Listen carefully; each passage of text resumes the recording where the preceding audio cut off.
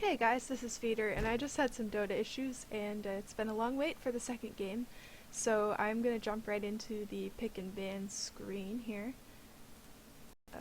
Here we go, and take a look at what's going on.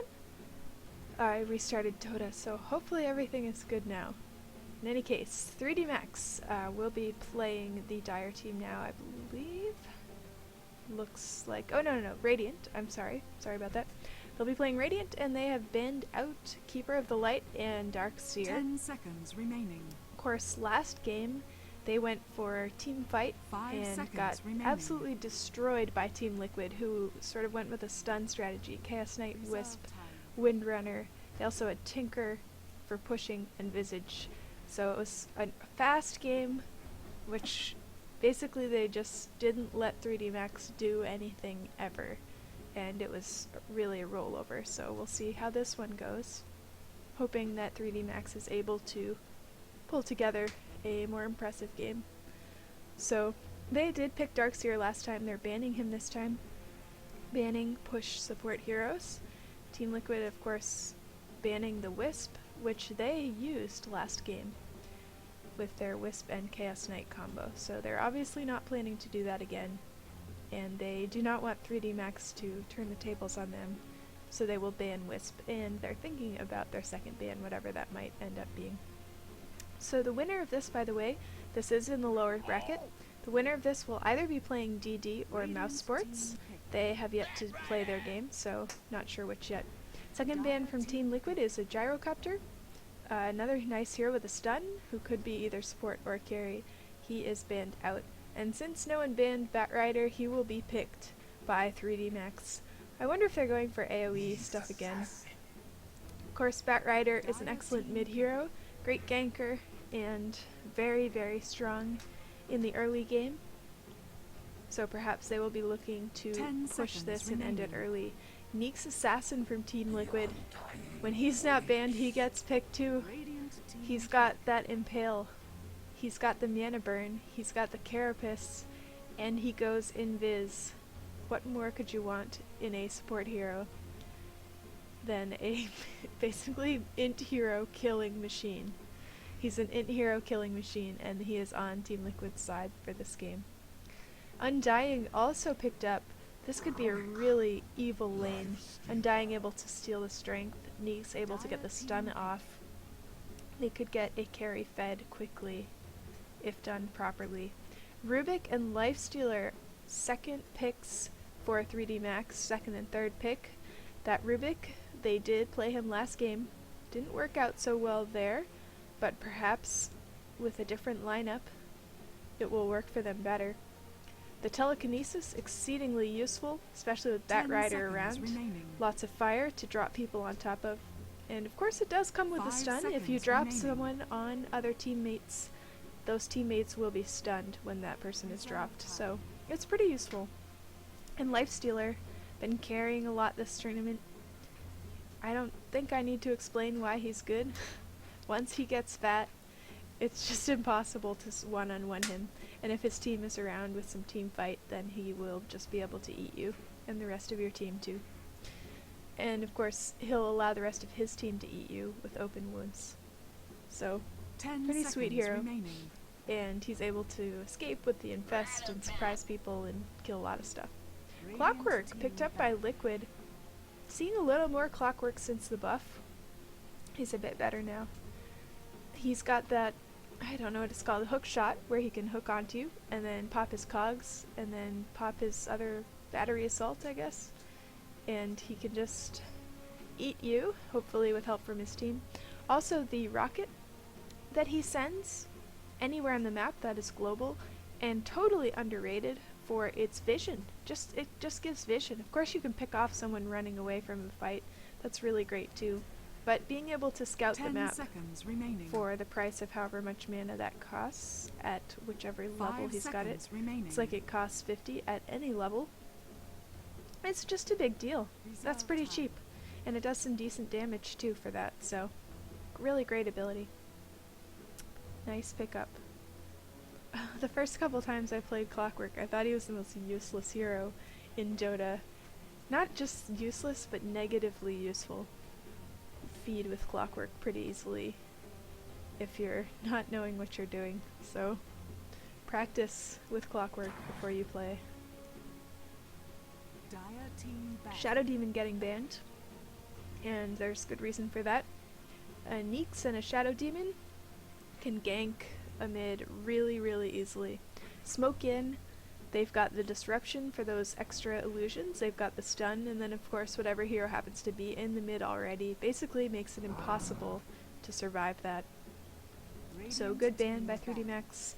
Magnus getting banned by Team Liquid, not wanting to deal with his reverse polarity, and Skewer with a Bat Rider around especially. That could just be really, really ugly. So Magnus will not be picked up by 3D Max, and that is good for Liquid. That is good for Liquid. Would really like to see 3D Max come back from this. They really got rolled over in their last game against No Tidehunter, if I'm remembering right. It wasn't a very good game. I'm sort of disappointed. I casted that, their last game, expecting that to sort of be the most exciting and maybe the most relevant, but it really was not a good game. So it seems like this team either does really well or really not well. So I hope they do really well right now, and maybe we'll see a more even game. Razor getting banned out by 3D Max. Anti-carry. Razor, one of his neatest abilities is stealing damage and then dealing it himself. So you can actually end up doing negative damage to a Razor while he's just eating you for breakfast with your own damage that he stole. And that's awful. If you hang around Razor for too long, that will happen. So if Razor does that, if he puts you on a leash, just walk away, because if you stay, you're gonna get owned. Either that or own him in the next second, because otherwise you're in for a bad time. Bane getting banned by Team Liquid, and I guess they're just not wanting that extra disable there. The grip, the nightmare, all that good stuff. Not wanting 3D Max to do that. Perhaps they have a great Bane player, and I don't know really what the player's preferences are in general, so I know that Ace plays a lot of Darkseer. See him a lot on Darkseer. 10 seconds remaining. And Noya has played the carry from time to time. That's about all I know. 5 seconds I think this is the remaining. first time I've seen Team Liquid in this tournament. I've just missed them every other time. So, absolutely nothing known by me about what their players, what their lineup usually looks like. And waiting for the last ban from 3D Max. Come on, guys, pick something good. Very curious how Team Liquid's going to run this game. Their last one was just perfectly executed based on what they went for. The Chaos Knight Wisp plus push. And it was a fast game, and it was brutal. So, excited to see what's going on here. Queen of Pain, banned out by 3D Max. They are not wanting that gank. Again, they already have great gankers on Team Liquid, and they sure got a lot of ganks happening to them last time, so not wanting it to happen like that again. Ancient Apparition, the final ban here. Interesting ban. Good support hero. He's got a lot of sort of, well, his ultimate is that giant AoE.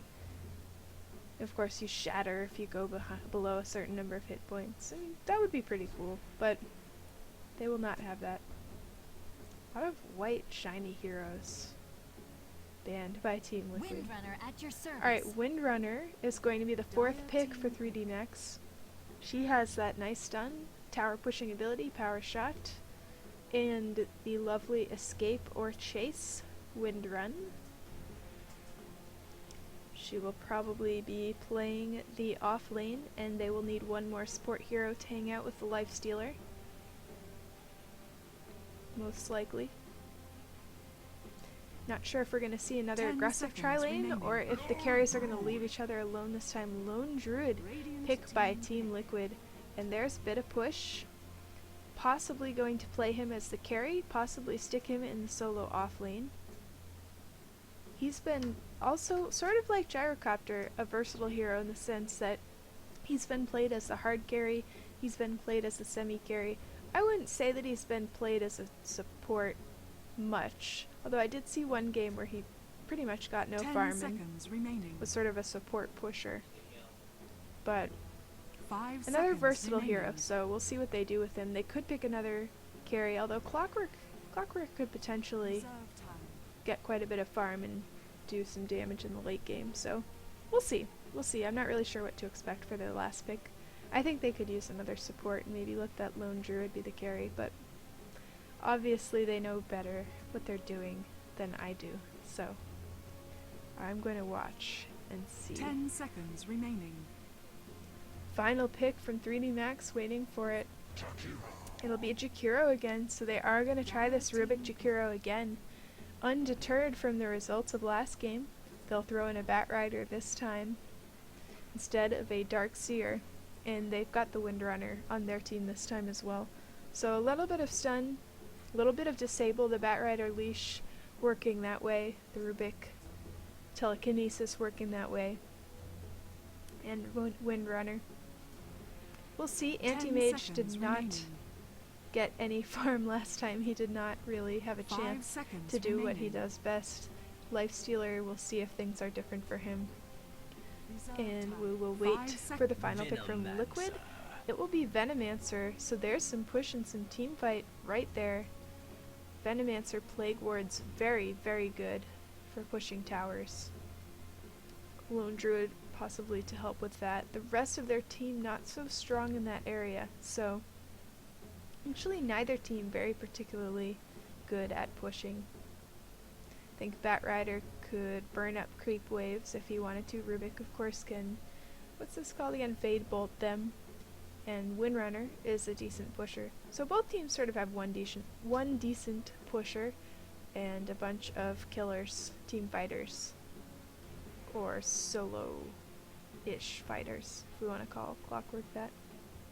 We'll see. 10 seconds remaining. Not quite sure what to expect here. And we're waiting for Venomancer to 5 get picked up seconds remaining. before it will go in. I'm going to go ahead and swap over my video screen there. And let's look at the teams. We've got Buller playing Jakiro. Noya is going to be on the Prepare Lifestealer. for battle. Hyuk on Rubik and Rotten on Bat Rider. Finally, Ace will be playing the Windrunner this time. That's the nice helmet he's got there. For the Radiant team, that's 3D Max. Dire team, Team Liquid. We've got Korok on the Neeks Assassin. TC is going to be playing Lone Druid with a very fancy panda bear. Boba is on Clockwork. Mike is going to be on Undying, and Fluff is playing the Venomancer. And it looks like we might see a little something happen in the jungle here. He's going to drop that ward, and I think they will back off.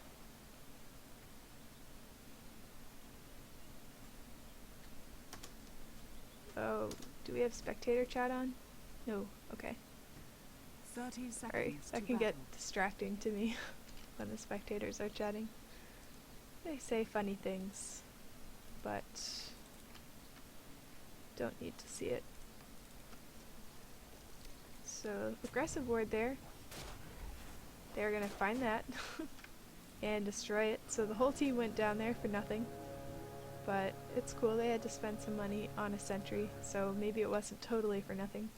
The battle Broughton getting ready begins. to block the creeps, and Korok as well. It looks like they're gonna mid Neeks Assassin. That's a little unusual. Either that or he's just creep blocking for whoever the eventual mid's going to be. He could mid. Maybe they'll run. Looks like this is going to be an aggressive Clockwork with Undying and Venomancer are going to mess hard with the Lifestealer. Clockwork, oh this is cool. I've never seen this before. Creep blocking by means of the cogs.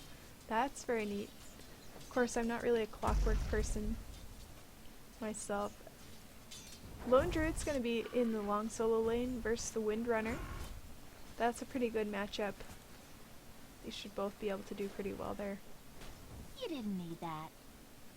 So, let's see here. Get those creep scores up so that we can see them. A little bit of harass going on. Venomancer does not want Chikiro to get all this golden EXP, but he can't really do anything about it. Picked up Gale first. That is his ganking skill. Depending on your lane, you might want to pick up Gale or you might want to pick up Plague Wards. Depends on the lane. Bit of aggression coming in here. On the bottom, Clockwork is going after Chikiro. He's going to cog him in. Venomancer and Undying doing damage to him. This looks like First Blood if I've ever seen it. Here he goes, here he goes. Finished, and Undying will get the First Blood on that. Rubik and Lifestealer not able to come in there and protect their Chikiro. Caught in the cogs. Nicely done by Liquid, picking up the first kill. Meanwhile, Lone Druid is pushing this top. He's got himself a new bear already. Looks like his first bear died. God, that's such a sweet bear. Look at that thing. That's awesome. Oh, we're getting a pause here, so let's look around. Check out items. Bear's got its Orb of Venom on there as well as the Stout Shield. Windrunner picking up the Ring of Armor. Ring of Protection. Comes with 2 armor. It's a Ring of Armor, damn it. Alright, in the mid, Bat Rider's got his bottle already, and Nyx Assassin is going for the Magic Stick. Magic Stick, really good by the way, Magic Wand against Bat Rider, because he's going to keep spamming his sticky napalm on you. So that's a great way to get wand charges and a really good item to have against a mid Bat Rider. So go ahead and pick up the Magic Stick earlier than you would if you are landing against a Bat Rider in the mid. It's a good idea. Undying got a bit of regen down here. He'll be playing support really to this Clockwork, who has his Stout Shield.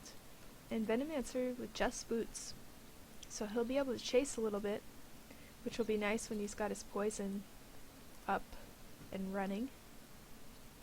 Lifestealer, if I can click on him and not the creeps. Still got plenty of regen on the Lifestealer with his Stout Shield, and the Rubik just carrying regen with 1 branch. Really just there for support. Got a point in Telekinesis, so good for rescuing Lifestealer if something goes wrong. I really want to click on you. And Rage and Open Wounds coming out first. So no lifesteal up yet, but I'm sure he'll get around to that soon enough. And it looks like he's the one who's disconnected right now, by the way. Lifestealer is DC'd, probably resetting something or other. I think there was some delay for this game to start, so perhaps there's some deal going on with the servers, I'm not sure. But, so it is. So it is. So this Windrunner, by the way, not going for shackles yet. And I'm always curious. Oh yeah, the bonus synergy giving the bear bonus damage and bonus speed. That's why that bear can basically chase you down and destroy you right in the beginning. Sticky napalm first. Checking out the wards here. Not really sure what the deal is since no one said anything. There was 1 P for pause and that's it. So I might cut this video in a second just so that I don't sit here chattering to you while it's paused and there's really nothing to do. Of course I'll pick it up in a second one when they come back. So I think I will do that. Check out part 2. This will be part 1 and hopefully they'll sort their issues out and we can just pick it up from here.